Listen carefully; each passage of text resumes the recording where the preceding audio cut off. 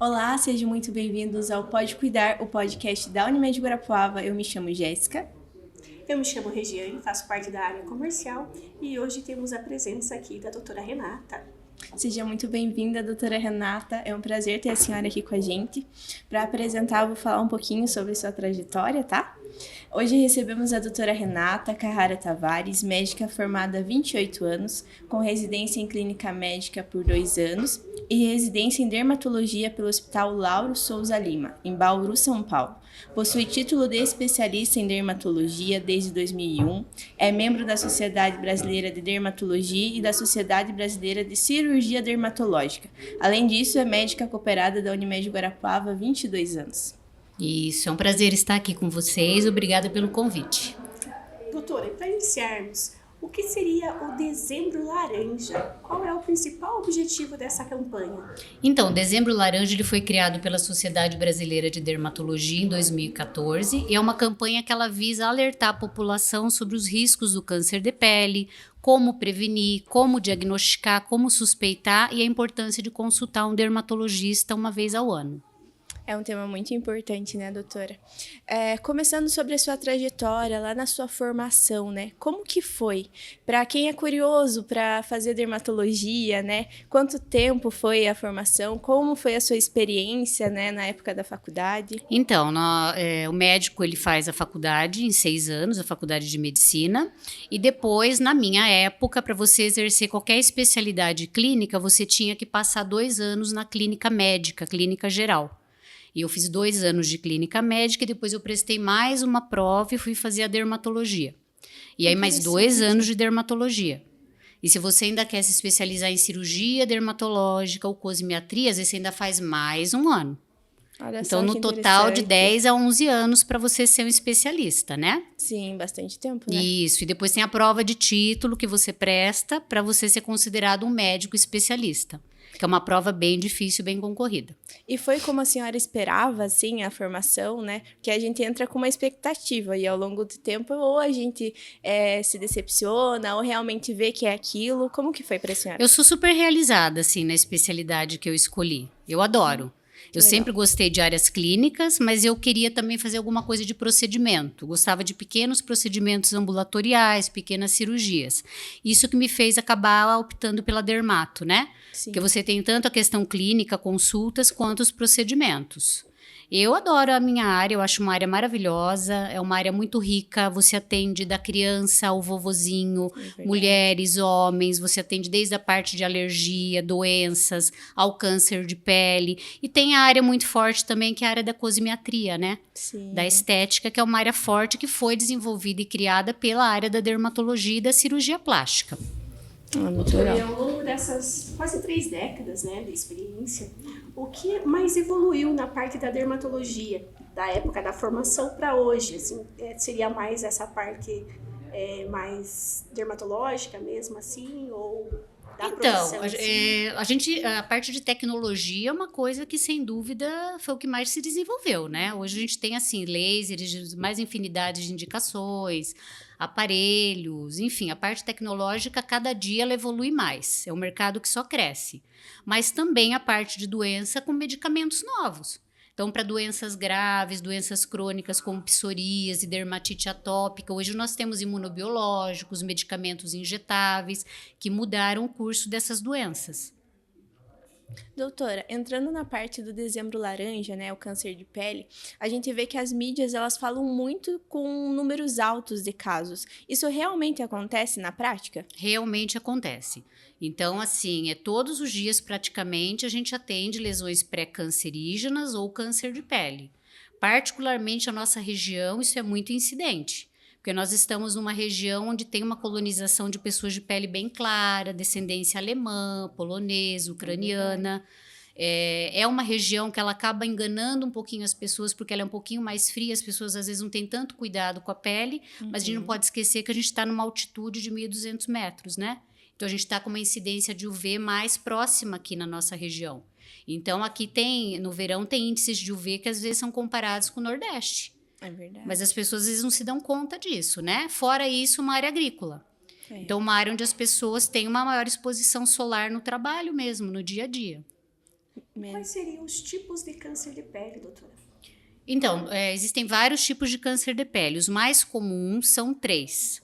O mais comum deles, que é menos letal, tem um crescimento mais lento, mais tranquilo, seria o carcinoma basocelular. Esse é um carcinoma que está bem associado à exposição crônica ao sol. Ele dá muito em áreas bem expostas, como rosto, pescoço, orelhas, mas ele é um câncer que ele é mais insidioso, vamos dizer assim, que ele, quando diagnosticado, a maioria das vezes uma cirurgia só já é curativa. Alguns casos ele pode evoluir, claro, para vamos dizer, se espalhar na região, exigir uma cirurgia maior, mas ele é mais tranquilo, digamos assim. Aí o segundo mais incidente é o espinocelular. Esse é um pouquinho mais agressivo também que esse primeiro. Ele já é um câncer que ele pode dar em áreas expostas ao sol, mas ele também pode dar em mucosa de boca. O tabagista, por exemplo, ele tem maior predisposição a ter esse tipo de câncer. Ele pode evoluir em áreas de queimaduras de pele, com cicatrizes de queimaduras, úlceras crônicas, como úlceras varicosas. Ele pode se desenvolver dessa forma. E ele já é um pouquinho mais agressivo de dar metástase local. E o mais grave de todos, menos comum, seria o melanoma, que esse é um tumor, um câncer de pele realmente mais grave, letalidade alta em alguns casos, quando diagnosticado mais tardiamente, mas quando diagnosticado no início, também tem uma chance de cura boa. E existem lesões pré-malignas? Como que eles se apresentam? Existem, assim, muito comum a gente atender as ceratoses actínicas ou ceratoses solares, que a gente diz, que são lesões pré-câncer de pele. Então, às vezes, aquela pequena feridinha que não cicatriza, aquela casquinha, os pacientes comentam, doutor, essa casquinha cai, ela volta, muito em áreas expostas ao sol, normalmente indivíduos após os 50, 60 anos, só que já são lesões que, às vezes, você com uma cauterização, uma crioterapia, uma cauterização, você já consegue resolver. E não deixa evoluir para o câncer de pele, né? Isso a gente atende, assim, com muita frequência. E quando desconfiar, quais são os sinais que a gente pode ficar atento, né, no câncer de pele?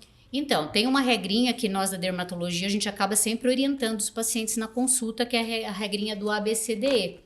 Então, seria assim, uma forma de você se autoexaminar, e principalmente pessoas que têm muitas pintas, muitos nevos, muitas manchas, de vez em quando está se autoexaminando.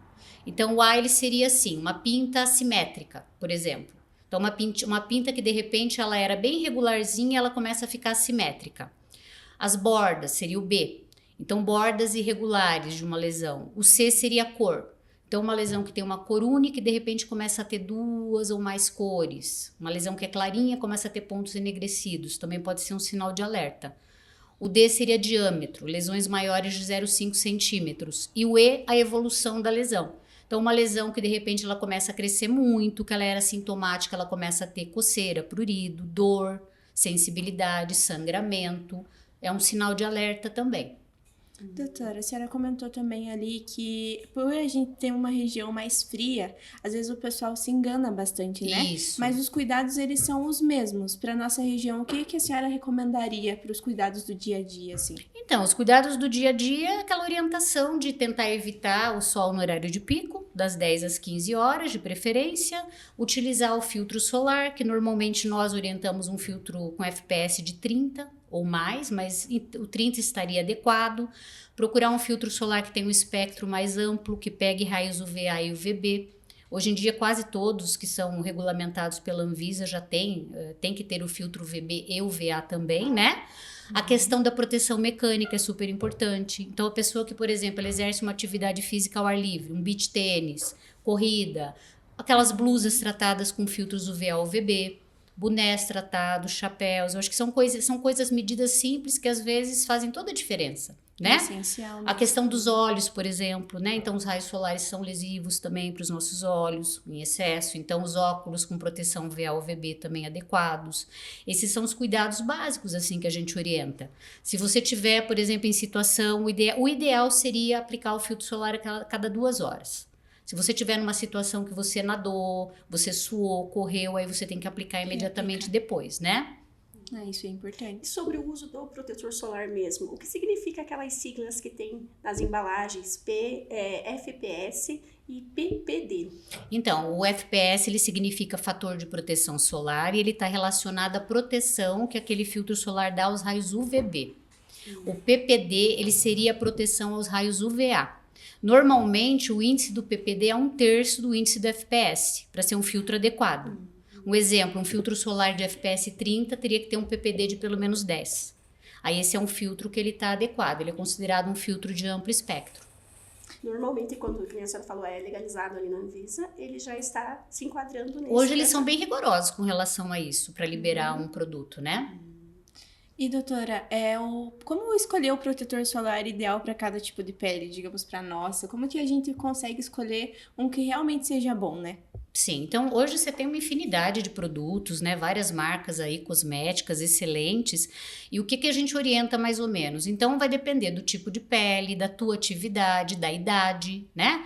Nós temos 2 tipos de filtros solares. A gente tem os filtros químicos e a gente tem os filtros físicos. Alguns filtros eles são mistos, eles têm um pouquinho dos dois, né? Qual que é a diferença deles? O filtro químico ele vai fazer como se fosse uma reação com raio solar, ele é um produto, uma substância química, ele vai neutralizar aquela ação, aquela radiação.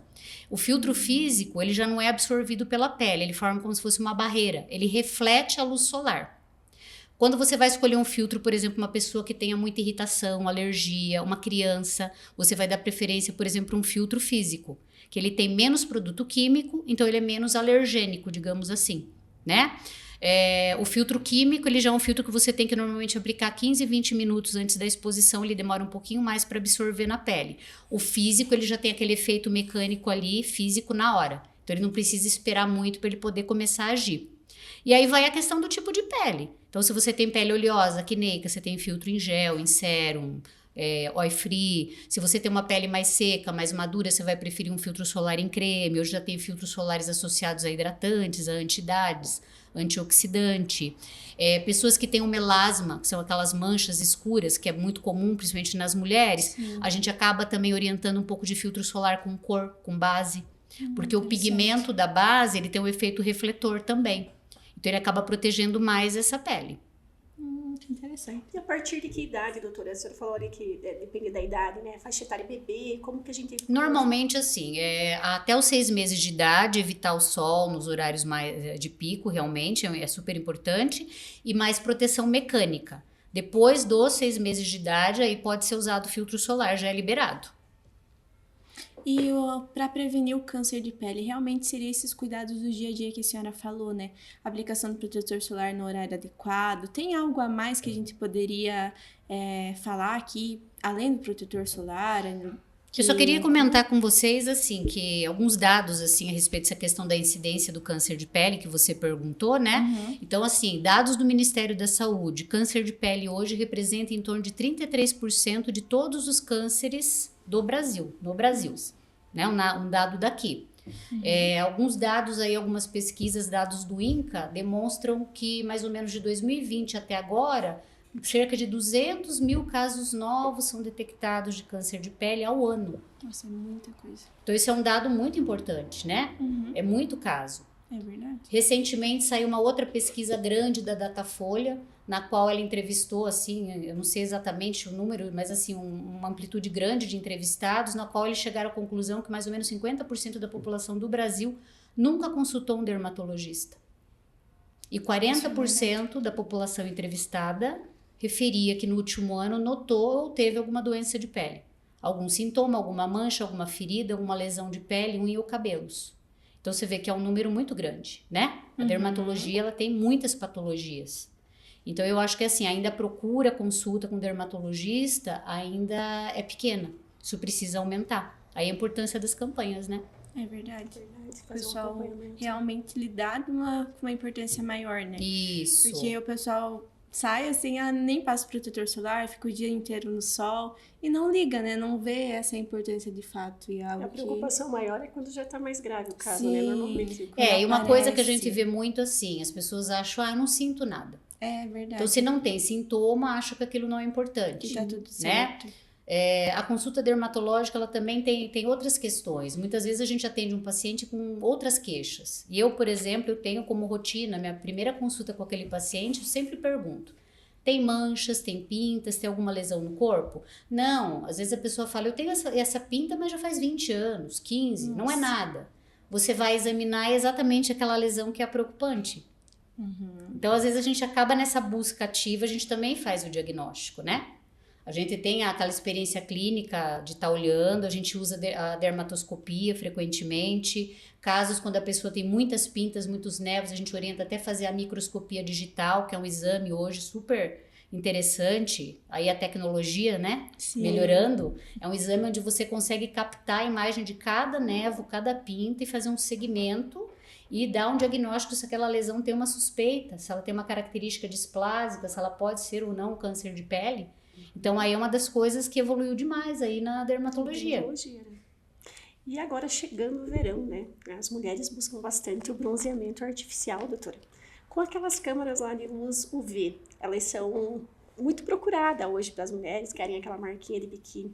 Aquilo realmente é prejudicial à saúde? Então, as câmeras de bronzeamento estão proibidas no Brasil desde 2009, tá? É assim, a gente é uma luta constante com relação a isso, porque existem várias clínicas locais aí, clínicas de estética, até salão de cabeleireiro, onde tem essas máquinas de bronzeamento de forma clandestina. E já tem vários trabalhos científicos mostrando que aumenta e muito o número de pacientes com melanoma e relacionados à exposição prévia às câmeras de bronzeamento. Para você ter uma ideia, assim, a radiação que uma câmera de bronzeamento dá é 12 vezes maior que a do raio solar. Nossa. Né? Normalmente eles têm a câmera com raio ultravioleta A, que é um raio ultravioleta A, ele não causa aquela queimadura, aquele ardor, ele é o que bronzeia, mas ele é o que tem uma penetração mais longa na nossa pele. Então ele danifica mais o nosso DNA. E o bronzeamento, o bronzear jato, né, que o pessoal fala, e os autobronzeadores, eles têm o mesmo risco? Não, eles não têm o mesmo risco, tá? O que pode acontecer muitas vezes, às vezes a pessoa fazer uma reação alérgica ao produto químico, né? Porque eles são substâncias químicas que em contato com a pele, ele faz estimular uma pigmentação ali. Mas é na camada superficial da pele, tanto que com o tempo, com a escamação, com a renovação celular, vai sair aquele bronzeado. O risco de manchar, de não ser bem aplicado, né? Mas com certeza muito menos problemático do que uma câmera de bronzeamento. Pode ser usado com segurança, então. Isso. A parte estética, né? Sobre o ponto de vista saúde. A senhora fala que não existe beleza sem saúde, né? Pode explicar para nós essa relação que é tão importante? Porque hoje nós vivemos um período assim em que, principalmente a área da dermatologia, ela está tendo uma invasão muito grande de outros profissionais não médicos. E a gente vê com bastante frequência procedimentos realizados em cima de lesões cancerígenas ou pré-cancerígenas. Não é infrequente a gente atender isso, tá? Então, já atendi pacientes que veio com uma mancha que era um melanoma. E tinha sido feito sessões de luz pulsada para tirar aquela mancha.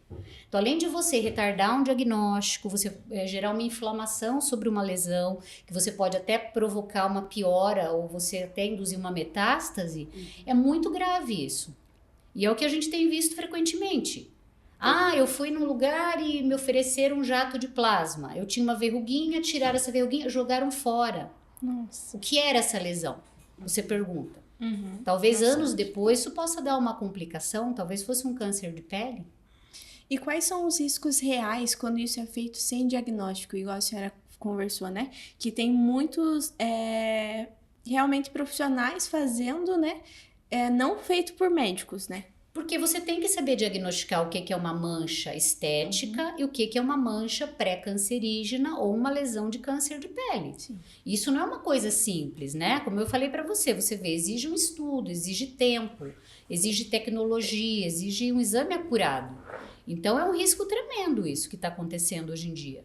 Isso é verdade. E uma mancha simples, né? Aparentemente simples, ela pode esconder algo bem mais grave, né, doutora? Isso mesmo. Então... E antes de qualquer procedimento, por que o diagnóstico dermatológico é fundamental? Então, é bem isso. Eu acho que assim, a dermatologia ela prepara a gente para fazer o diagnóstico da doença e também para fazer um diagnóstico do problema estético, do que seria relevante para aquele paciente. E é sempre importante, antes de você realizar qualquer procedimento, você ver se você está saudável, se você não tem nenhuma lesão ali que tenha nenhum risco. Então, isso é muito importante. Eu acho que as campanhas de conscientização da população, elas têm que veicular mais sobre isso. Isso é verdade, porque é uma informação muito importante que geralmente a gente não ouve, né? Sim. E no momento, às vezes a gente quer fazer uma parte estética só, né? Sim. E não se preocupa com o principal, né? Só Que é a vai saúde, lá, né? Vai e faz, mas não tem um acompanhamento anterior a isso, né? Isso mesmo. Até a gente mesmo, falo por mim. Eu pretendo agora começar a fazer uma consulta Olha que bom, já valeu a pena, né? já valeu a pena a nossa conversa. Tem os pacientes hoje aqui. É verdade. Doutora, então a gente pediria para a senhora, para encerrar, para a senhora deixar uma mensagem. Assim como a senhora transmitiu para nós aqui uma preocupação muito grande, até com a saúde da pele, né? Eu já vou começar a me preocupar com o meu filho, com essas pintinhas que a senhora falou, meu marido tem umas lá, já vou começar a me preocupar, né? E eu queria que a senhora deixasse uma mensagem para todos aqui, como cuidar da pele com essa segurança e ter essa prevenção, né? Então, eu acho que uma das coisas que também é bem importante a gente frisar aqui, que assim, o sol ele tem um efeito cumulativo na nossa pele. Então, se a gente começar a cuidar desde a infância, você já vai ter uma grande diferença no futuro. Então, quem cuida da pele do filho já está fazendo com que ele tenha uma pele mais saudável. A possibilidade dele ter um câncer de pele já vai diminuir. Então, a gente tem que, assim, a todo custo, cuidar muito da pelezinha das nossas crianças, evitar as queimaduras agudas a qualquer custo. Já tem vários trabalhos mostrando que queimaduras solares, com ardor, com vermelhidão na infância, elas são precursoras de câncer na idade adulta, porque elas geram alterações no nosso DNA. Isso vai acumulando na nossa pele. Quanto mais queimaduras tem ao longo da vida, quanto mais sol tomar, mais modifica esse DNA. E um dia, depois de uma certa fase da vida, isso aparece. Então, eu acho que o principal, a prevenção, começar desde a infância. Uma outra questão também que eu acho bem importante é que, assim, apesar do câncer de pele ser tão incidente, como a gente conversou aqui, de ter casos graves, o que algumas pessoas desconhecem, né? Desconhecem que melanoma pode dar metástase, pode ser letal. A maioria das vezes o câncer de pele ele é prevenível e a maioria das vezes, quando diagnosticado precocemente, ele é curável. Muitas vezes só com a cirurgia. Alguns casos, sim, vai para uma rádio, uma químio, a depender do tumor, mas a maioria deles é curável. Então, você vê a importância de você fazer uma prevenção. Às vezes, cuidados simples fazem toda a diferença na saúde da pele. Isso é verdade. A gente está entrando aí agora no verão, né? Sim. Então já temos várias dicas para seguir. Eu achei interessante a senhora falar sobre as crianças, porque nesse período é muita praia, piscina, e acaba não tendo aquele cuidado realmente, né? Então fica o recado aí realmente para as mães, né? Isso aí, mamães, vamos cuidar dos bebês aí, das crianças. E também eu vejo por mim mais os idosos, né, doutora? A gente vê que elas têm aquelas pintinhas de sol, né? E a maioria dos idosos, às vezes, não usa o protetor solar, né? Isso, E aí, às vezes, no meio das pintinhas, que é só a estética, a melanose solar, você tem alguma coisa que não Mais é legal, sério, né? Então, sempre buscar um acompanhamento Eu acho dermatológico. Uma outra coisa importante da gente frisar é aquela questão, assim, muito comum as pessoas perguntarem: mas se usar filtro solar eu não vou ter vitamina D. Isso já foi provado que não existe, né? Porque, primeiro, ninguém passa filtro solar no corpo inteiro todos os dias. É verdade. Tá? Se você tá com uma blusa leve, você usou um filtro no rosto, vai passar o VA ali, o VB, pela tua roupa. Então, um pouquinho de conversão de vitamina D você vai ter. E a gente não orienta que você adquira vitamina D de forma com a exposição solar. Se houver a necessidade, você vai fazer a reposição oral. Tá? Interessante também. Muito interessante. Então, a gente gostaria muito de agradecer a presença da senhora aqui. Foi enriquecedor todas as mensagens que a gente ouviu, né? E a senhora gostaria de deixar uma mensagem para quem está ouvindo, falar as redes sociais da senhora, para quem quiser seguir, acompanhar. E deixar uma mensagem realmente de proteção, né? Para quem está assistindo o podcast, da importância de se cuidar e de fazer uma consulta dermatológica. Qual a mensagem que a senhora gostaria de deixar para as pessoas? Então, agora verão chegando, a gente acaba também se expondo mais, a pele ao sol, menos roupa, a gente vai para piscina, para praia. Eu acho que também o autocuidado de estar se observando é super importante, é bem válido, né? Entender que a consulta dermatológica não é um luxo, não é só para estética, ela é tão importante quanto uma consulta com o ginecologista, com o teu cardiologista. Se você tem pele, olhos claros, pensar, se você tem muitas pintas, pensar que é importante anualmente você fazer essa consulta. Muito bom. Doutora, onde que fica o seu consultório? O meu consultório fica na rua 17 de julho, 1296, Clínica Dermacare. Ah, ótimo. Obrigada, doutora, mais uma vez pela participação, né? E a gente quer deixar uma lembrança em nome da Unimed Guarapuava para a senhora. Obrigada, meninas. Imagina. Obrigado, o prazer foi meu em estar conversando aqui com vocês. E fico à disposição para qualquer dúvida. Tá bom. Até o próximo episódio.